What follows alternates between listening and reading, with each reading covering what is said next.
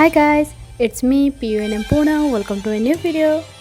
Do you wanna edit this type of Twixtor clip in Inshot? So let's start. First, open your Inshot and add your clips. Then go to speed and click on curve and adjust it like I am doing.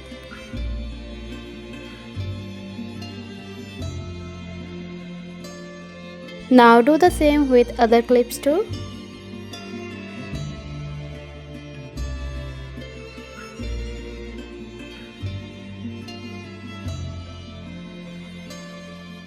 Now export the video. Go to the same project and add the video in the last and delete all the clips in the first. Now click on it and then go to speed and adjust it in 0.50. Don't forget to click on smooth for smoothness.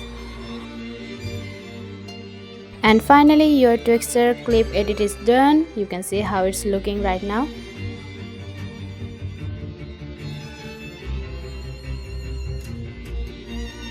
Like, comment, share. Don't forget to subscribe for more new tutorials like this. Thank you for watching.